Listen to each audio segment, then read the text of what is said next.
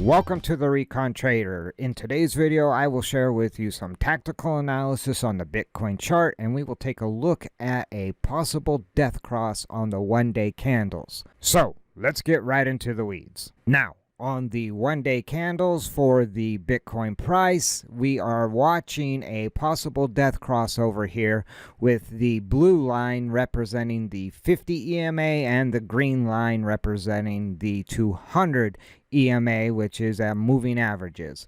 And so if this blue line, the 50 EMA, crosses below the green line, which again is your 200 EMA or moving average, that would be considered a death cross and is considered very bearish. And if we look back and check our 6 after the May dump and this sideways movement for Bitcoin, we do eventually get the death cross, and we ended up with about another month of a bearish market before it recovered and went to all-time new highs. And so if we jump forward to today's price action, we're seeing very similar price action. We get the big dump like we saw in May of 2021. We get a bounce up into the EMA ribbons only to reject. Again, looking back, a bounce into the EMA ribbons only to reject and set a lower low.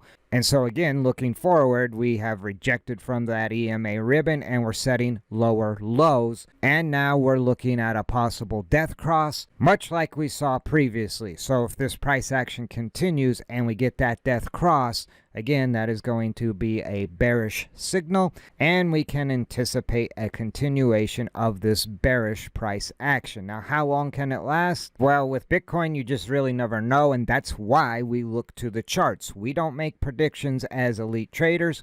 We just look to get involved at a level that minimizes our risk and at the same time offers the maximum potential profit. So with that being said, if we're looking at something similar to what we saw last summer, then we could be looking at perhaps another month of this kind of sideways lower price action movement, which would put us out here to around February 10th, or let's just call it the middle of February, before we see this price action reverse back towards the top side. Now, it's important to note, if we lose support at 39.6, which was our support level back here that we had been looking at previously, and I'll drop back in our Fibonacci levels that we were watching in the previous video. Again, if you missed any of those previous videos where I go over this price action, this is not actually much of a surprise to me, because we were watching these levels, and each time one of those levels were breached towards the downside, we knew the next level to look at. So if you're missing those videos, you might want to shoot that subscribe button now so you are not caught off guard in the future. And again, looking back, we already had 39.6 as a price target for support,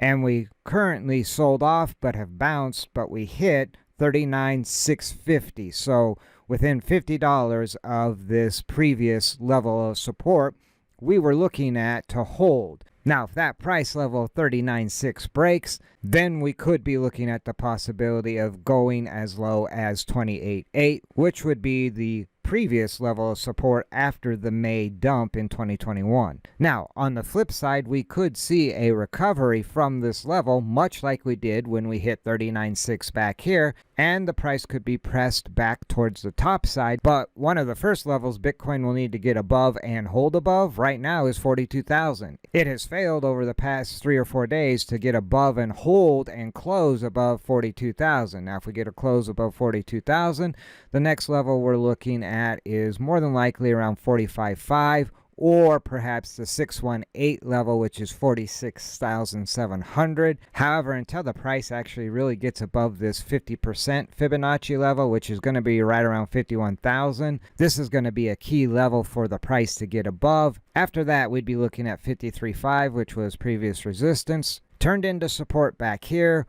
also turned into support over here, and then once that level failed, we've proceeded to do nothing but sell off. And so with that being said, 53.5 will be a key level of resistance. Then we get into the 382 level, which will be 55.5, and that would probably be a psychological level as well. From there, we're looking up at 60 to 61,000. Now, it is apparent with all these levels the bulls would have to push up above.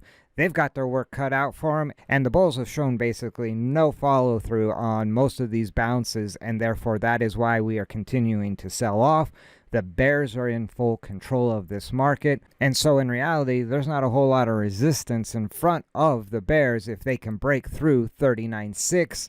They've tested it once. The more often they can test that level, the more likely it will break. Just like we saw, 45,500 was a strong level of support, but it ended up getting tested once too often and it broke down. Same thing can happen here. Watch that 39.6 or the 786 level around 40,600. If these levels continue to get tested, more than likely the Bitcoin price is going to break down and will be in for more pain. But with that being said, as an elite trader, you simply embrace the suck, you stay in the fight, you go to your charts, and you figure out a battle plan to, again, expose yourself to minimum risk while looking to capture maximum potential profit. And I think that pretty much wraps it up for this video. I just really wanted to point out this looming death cross that is hanging over the Bitcoin price and the possibility of Bitcoin dumping further if that 39.6 level is breached.